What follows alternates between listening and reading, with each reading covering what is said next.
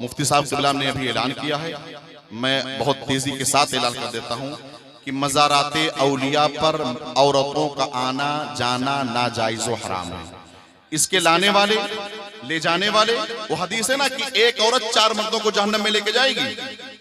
एक औरत, ये हदीस सुनकर उलमाए किराम के बयान को सुनकर दिल में तकलीफ क्यों नहीं होती भाई? खौफ क्यों नहीं पैदा होता? तो खौफ क्यों नहीं पैदा होता मालूम है?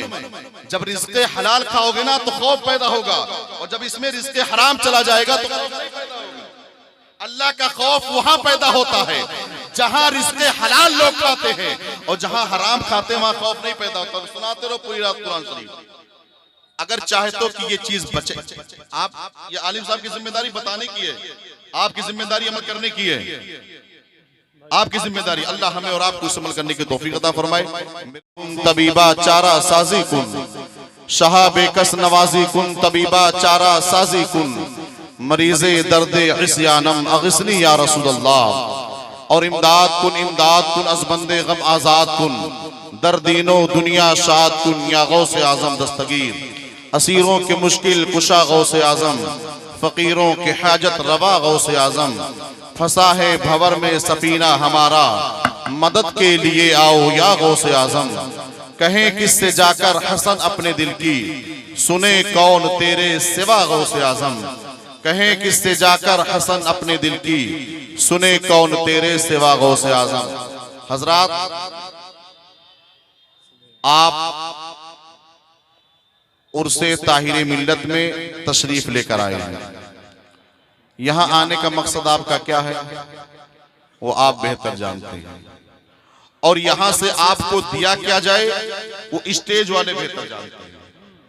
समझ रहे हैं आप? ये उर्स क्या है, ये उर्स है क्या? अगर इसको हम समझे होते तो तरीका ये नहीं होता, दस्तूर ये नहीं होता। हमने उर्स को समझा ही नहीं। अगर हम समझकर मनाते तो कसम खुदा की रंग रूप अलग होते, तौरो तरीका अलग होता, अंदाज अलग होता। बकिया जमाने के लोग कहते कि देखो, लोगों ने एक अपने चाहने वालों के याद में एक महफिल का इनेकाद किया है, ऐसे लगता है कि फरिश्तों की जमात उतर आई है, लेकिन हमने इसको तर्क कर दिया है। ये बात याद रखें कि हम मुसलमान हैं, हम कलमा पढ़ने वाले हैं। हमें एक दायरा दिया गया है, एक वसूल दिया गया है, एक ज़ाब्ता दिया गया है। कुरान और हदीस के जरिए से हमें रहना, चलना, सीखना, बोलना, बैठना, जितनी जरूरत की चीजें हैं कुरान ने हमें दिया है। अगर उसके मुताबिक चलेंगे तो हमारा चलना भी इबादत, हमारा उठना भी इबादत, हमारा बैठना भी इबादत, हमारा बोलना भी इबादत, हमारा सोना भी इबादत, और उसके खिलाफ चलेंगे तो सब गुनाह। ये उर्स है, हमने समझा नहीं, हमने इसको नहीं समझा। आप मालूम है, या तो उर्स को नहीं समझे या तो फिर अल्लाह वालों को नहीं समझे। और स्टेज से उलमाए किराम ने आपको इतना समझाया है, इतना समझाया है, इतना समझाया है। अगर कब्रिस्तान चले जाएं और मुर्दों को समझाना शुरू कर दें तो कसम खुदा की वो सबके सब बाहर आ जाएं और वो बताएं कि उर्स कैसे मनाया जाता है, वो बताएं अल्लाह वालों की याद कैसे मनाई जाती है, वो बताएंगे। लेकिन हमने सब तर्क कर दिया है, हमने आलिमों को भी नहीं समझा। यार ये अल्लाह वालों की महफिल है, यहां नसीबा को रोशन कर दिया जाता है। ये अल्लाह वालों की महफिल है, यहां फैज इस तरह जारी होता है, इस तरह जारी होता है, अगर एक कतरा मिल जाए तो नस्लें एक कतरा मिल जाए। लेकिन नहीं, हमने उसको अपनी मर्जी से मनाना शुरू किया है। ये बात याद रखें, ये शरीयत है। हम सब मसलके आला हजरत के फरमान पर, मसलके आला हजरत पर चलने वाले लोग हैं। जो चीज नाजायज व हराम है वो सुबह क़यामत तक कोई जायज कर ही नहीं सकता है। समझ रहे हैं आप? कोई जायज नहीं कर सकता है सुबह क़यामत तक जो चीज नाजायज व हराम है। कम से कम इनके बारगाह में आने, इनके बारगाह में जो जर्रात ना, जर्रात ये अल्लाह वाले जो है ना, इनके बारगाह में, इनके मज़ार के इर्द गिर्द जो जर्रात है ना, अगर वो आंखों में लगा लिया जाए ना तो ऐसी रोशनी आ जाए कि उस रोशनी, वो रोशनी कभी खत्म ही ना हो। वो खाक अगर मरीजों को सही मानों में वो खाक दे दी जाए ना तो शिफा याबी में तब्दील हो जाएगी। लेकिन हमने ये सब तर्क कर दिया है, मर्जी हमारी चलती है, हम अपने मर्जी के मालिक हैं। हम उलमाए कराम को भी चाहेंगे कि हमारे मर्जी पे चलें। हमारी सोच ये, पता ये मेला 2-3 बच्चियां गायब हो गई हैं, ये 2-3 यहां तो बिछड़े हुए लोग मिला करते हैं, यहां लोग तो बिछड़ रहे हैं। ये अल्लाह वालों के बारगाह में वो लोग आके फरियाद करते हैं जो कई सालों से लोग गुम हो चुके हैं ना, यहां आकर मांगो वो भी आके मिल जाया करते हैं। दर्द तो ये है, लेकिन यहां लोग बिछड़, किसी को होश नहीं, किसी को खबर नहीं क्या हो रहा है क्या नहीं हो रहा है। इसका भी हिसाब व किताब मैदान महशर में हमसे आपसे लिया जाएगा, इसका भी हिसाब व किताब लिया जाएगा। कुल इन कुंतुम तुहिब्बुनल्लाह फत्तबिऊनी युहिब्बुकुमुल्लाह मा अताकुम रसूलु फखुज़ूहु व मा नहाकुम अन्हु फंतहू। रब फरमाता मेरा महबूब जो तुम्हें अता करे उसे ले लो और मुस्तफा जिससे मना करे उससे रुक जाओ।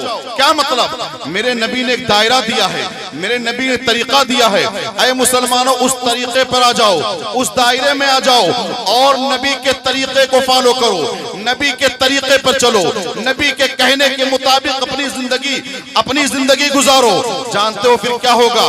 कसम खुदा के घर बनाओगे तब भी सवाब दिया लिखा जाएगा, मकान बनाओगे तब भी सवाब लिखा जाएगा, अपने कदम को घर से बाहर निकालोगे तब भी सवाब लिखा जाएगा, अपने हाथ को उठाओगे तब भी नेकियों में उसको तब्दील कर दिया जाएगा। अरे तुम्हारी सोच, हमारी फिक्र, हमारे ख्यालात, ये जितने जिस तरह शरीयत मुस्तफा पर अमल करते हुए निकलेंगे, कसम खुदा की एक एक सेकंड में 70 नेकियां लिखी जाएंगी। हमारी सोच तो ये होनी चाहिए कि हमारी जान रहे या चली जाए, लेकिन शरीयत मुस्तफा दामा हाथों से ना छूटने पाए। अगर मैं तारीख के वरक को पलटूं और करबला के सरजमी पे कुछ मिनट के लिए लेकर चलूं तो मैं आपसे सवाल करना चाहता हूं, करबला के सरजमी पर क्या मामला था, बात किस चीज की थी? अरे जानते हो ये यजीद कौन था? यजीद के बारे में किसको नहीं पता है? हम भी जानते हैं, आप भी जानते हैं। और इमाम हुसैन कौन है? आपको भी पता है, हमें भी पता है। लेकिन फिर मार्का कैसे क्यों हुआ, मामला क्यों हुआ? ये वहां पर मेरे इमाम ने 72 नुफूस कुदसिया को कुर्बान कर दिया है। तारीख से पूछा जाए, ए तारीख ये बता कि इमाम हुसैन ने करबला के सरजमी पर अपने चाहने वालों को, अपने शहजादों को, अपने भाइयों को, अपने रुफका को, अपने से मोहब्बत करने वालों को दीन इस्लाम पे कुर्बान कर दिया है। आखिर क्यों कुर्बान किया? तो जवाब मिलेगा शरीयत की हिफाजत के लिए। किसके लिए? शरीयत की हिफाजत के लिए। जनाब हम आप शरीयत की हिफाजत कैसे करते हैं? सुने, मूसा अलैहिस्सलाम है, कौन है? मूसा अलैहिस्सलाम वाज फरमा रहे हैं, और वाज में क्या फरमा रहे हैं मालूम है? वाज में फरमा रहे हैं कि ऐ लोगों अल्लाह का खौफ दिल में पैदा करो, उसकी अताअत व फरमा बरदारी करो, उसका खौफ दिल में पैदा करो, उसके हुक्म पर लब्बैक कह दिया करो, नहीं उसका अजाब आएगा, तबाह बर्बाद हो जाओगे। एक शख्स खड़ा हो गया, उसने कहा मूसा अलैहिस्सलाम क्या कह रहे हो? जितनी नाफरमानियां रब की करते जा रहा हूं उतनी दौलतों से मालामाल होते जा रहा हूं, उतनी शोहरतें बढ़ती जा रही है, उतनी इज्जतों में इजाफा होते जा रहा है। मूसा कह क्या रहे हो? मैं जितनी नाफरमानियां करते जा रहा हूं उतनी बरकतें मिलती जा रही है। उसकी बोली है दौलतों में इजाफा उसी तरह होते जा रहा है, उसकी बोली है। मूसा अलैहिस्सलाम रब के बारगाह में अर्ज करते, मेरे परवरदिगार तेरा बंदा इस तरह कहा है, तू अपने बंदे को जब अजाब देता है तो कैसे देता, उसका अंदाज क्या है, उसका तरीका क्या है? रब ने फरमाया मूसा मैं जिस बंदे को अजाब देता हूं, जिस बंदे से मोहब्बत नहीं करता हूं, जिससे नाराज हो जाता हूं, मूसा मैं उसके दौलत पर अटैक नहीं करता हूं, दौलत नहीं छीनता हूं, शोहरत नहीं छीनता हूं, उसकी इज्जत नहीं छीनता हूं। मेरे मालिक फिर तू क्या करता है? रब ने फरमाया मूसा मैं उससे तौफीक़े सजदा छीन लिया करता हूं। क्या करता हूं? तौफीक़े सजदा छीन लिया करता हूं। आज हम भी उसी माल की कमाई में लगे हुए हैं, वही माल जमा करने में लगे हुए हैं। देखिए जो फर्ज है वो फर्ज है, जो फर्ज है वो फर्ज है, हिसाब तो फर्ज का लिया जाएगा, उससे हम गाफिल हो चुके हैं। उससे हम दूर जा चुके हैं। ये जिक्र महफिल, ये उर्स की महफिल है। बताइए तरीका क्या है? ये तरीका नहीं होना चाहिए। एक साहब ने शादी कार्ड भेजा ना, उसमें कहीं नहीं लिखा है कि आपको सिर्फ ये लिखा है आपको बारात में आना है, आपको खाना खाना है, आपको वलीमे में शिरकत करनी है, बारात चलना है। उसमें ये कहीं नहीं लिखा कि अच्छा कपड़ा पहन कर आना है, अच्छा जूता पहन कर आना है, शेविंग करके आना है, ये कहीं नहीं लिखा है। लेकिन ये कौम जब किसी बारात में जाती है तो सबसे महंगा कपड़ा ज़ेबेतन करती है, अच्छा जूता पहनती है, शेविंग करा के पहुंचती है। लेकिन यही कौम जब महफिल मुस्तफा में आने की बात आए, नबी के महफिल में आने की बात आए, तो सर पे टोपी भी नहीं। अगर जो शर्ट और जो बटन और जो कुर्ता हम पहने होते हैं ना, उसमें सही मानो बटन भी नहीं लगे होते हैं। हम नहाए बगैर नहाए चले आते हैं। हम वो चीजें कि हम इन महफिलों के आदाब भूल चुके हैं, हमें इन महफिलों के आदाब के बारे में पता नहीं।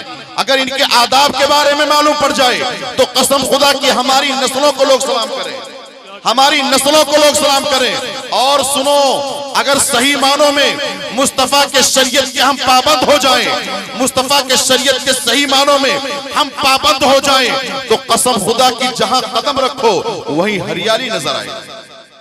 हमने तो सब कुछ छोड़ दिया है। एक भी तरीका हमारा सही मानों में मुसलमानों के तरीके पे नहीं है। हजरत बिशर अल हाफी हैं, बहुत पाए के बुजुर्ग हैं। कौन है बिशर अल हाफी? एक शराबी ने आपको देखा करीब हुआ, दामन को चूमा, पैर को चूमा, हाथ को चूमा, और चूमने के बाद में सीने से लग गया। सीने से जब लगा तो जानते हो, सीने से लगने के बाद में चला गया। हजरत बिशर अल हाफी ने कहा कि इस सोच पर इसकी बख्शिश हो जाएगी।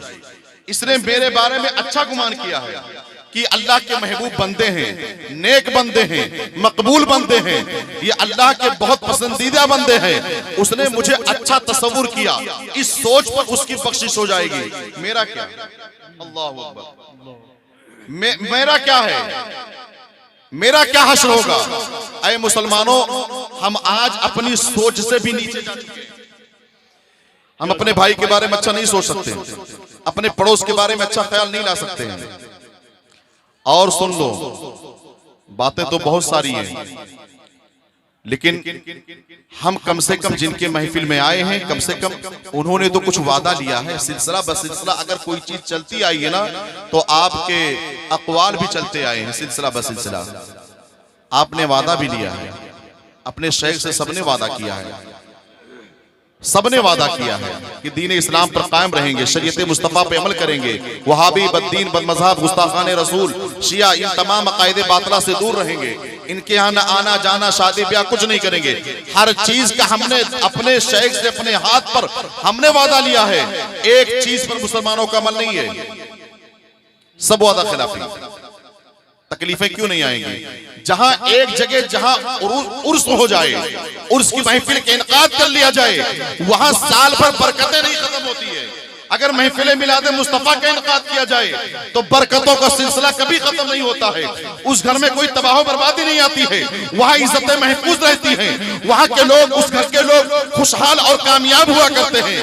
लेकिन आज ये सब कुछ करने के बावजूद परेशानियां हमारे अंदर, तकलीफ में हम मुब्तला हैं, इज्जतें हमारी नीलाम हो रही है, जगह जगह पर सताए हम जा रहे हैं, मारे हम जा रहे हैं, निशाना हमें बनाया जा रहा है, इज्जतें हमारी लूटी जा रही है। अगर पूछा जाए कि महफिल मिलाद भी कराते हो, बुजुर्गों के नाम पर न्याज भी दिलाते हो, और उसके बावजूद ये सारी तकलीफें क्यों? तो जवाब मिलेगा, बुजुर्गों की याद आपके मर्जी से नहीं मनाया जाएगा, और महफिल मिलाद आपकी तबीयत से नहीं मनाई जाएगी। हाँ, जब वो शरीयत मुस्तफा के दायरे में होगा, शरीयत मुस्तफा के दायरे में बुजुर्गों के याद को मनाओगे और मिलाद मुस्तफा मनाओगे और इसके हलाल के साथ मनाओगे, तो कसम खुदा की अगर तुमको बीच चौराहे पर लाकर खड़ा कर दिया जाए और रब के तरफ से ये हुक्म ना हो कि इसको मौत आनी है, तो पूरी कायनात के लोग लग जाएं, तुम्हें कोई मार नहीं सकता है। इसलिए जिंदगी उसके हाथ में है, मौत उसके हाथ में है। जब वो चाहेगा तभी मौत हमारी आएगी, और जब तक वो चाहेगा तब तक हम जिंदा रहेंगे। ऐ मुसलमानों, अगर जिंदगी चाहते हो, अगर शऊर चाहते हो, अगर बंदगी चाहते हो, अगर बरकतें चाहते हो, अगर रहमतें चाहते हो, अगर अजमतें चाहते हो, अगर खुशहालियां चाहते हो तो दुनियादारों के पीछे मत भागो। नबी ये आखिरुज़्ज़मा खातमे पैगंबरा सल्लल्लाहु तआला अलैहि वसल्लम के दामन से इस तरह वाबस्ता हो जाओ, इस तरह वाबस्ता हो जाओ। अगरचे तुम्हारे कपड़े फटे पुराने हो और उस पर प्रेस ना हो, अगरचे तुम्हारी पगड़ी मैली कुचैली हो, लेकिन जब तुम चलोगे दामने मुस्तफा को पकड़ के तो दुनिया कहेगी नबी का दीवाना जा रहा है, नबी का मस्ताना जा रहा है, नबी का गुलाम जा रहा है, नबी का आशिक जा रहा है। और यही तक नहीं बल्कि मैं ये भी कहता चलूं, जिस गांव में अगर तकलीफ जन्म ले चुकी होगी और एक सच्चे आशिक रसूल का वहां पे कदम पड़ जाएगा तो उस गांव से वो तकलीफ दूर होते हुए नजर आएगी। नारे तकबीर, करम फरमाए कारी साहब। माशाअल्लाह माशाअल्लाह, समझे आप? वो तकलीफ वहां से भी दूर होती नजर आएगी। लेकिन आज सारी तकलीफें हम अपनी तकलीफ नहीं दूर कर सकते, दूसरों की तकलीफ क्या दूर करेंगे? मौला सही मानों में दीन इस्लाम समझने की तौफीक अता फरमाए। रिज़्क़े हलाल कमान कर खुद खाएं और अपने अहलो अयाल को भी खिलाएं। रिज़्क़े हलाल की तौफीक अता फरमाए, हराम से हम सबों को बचाए। और मुफ्ती साहब क़िबला ने अभी ऐलान किया है, मैं बहुत तेजी के साथ ऐलान कर देता हूं कि मज़ाराते औलिया पर औरतों का आना जाना नाजायज़ व हराम है। इसके लाने वाले ले जाने वाले, वो हदीस है ना कि एक औरत 4 मर्दों को जहन्नम में लेके जाएगी। एक औरत, ये हदीस सुनकर उलमाए किराम के बयान को सुनकर दिल में तकलीफ क्यों नहीं होती भाई? खौफ क्यों नहीं पैदा होता? तो खौफ क्यों नहीं पैदा होता मालूम है? जब रिज़्क़े हलाल खाओगे ना तो खौफ पैदा होगा, और जब इसमें रिज़्क़े हराम चला जाएगा तो खौफ नहीं पैदा होगा। अल्लाह का खौफ वहां पैदा होता है जहां रिज़्क़े हलाल लोग खाते हैं, और जहां हराम खाते हैं वहां खौफ नहीं पैदा होता। सुनाते रहो पूरी रात कुरान शरीफ। अगर चाहते हो कि ये चीज बचे, आप ये आलिम साहब की जिम्मेदारी बताने की है, आपकी जिम्मेदारी अमल करने की है, आपकी जिम्मेदारी। अल्लाह हमें और आपको इस अमल करने की तौफीक अता फरमाए। मेरे बयान करने में, आपके सुनने में कोई गलती मौला उसे माफ फरमाए। अस्तगफिरुल्लाह रब्बी मिन कुल्ली ज़ंबि व अतूबु इलैह। अस्सलामु अलैकुम।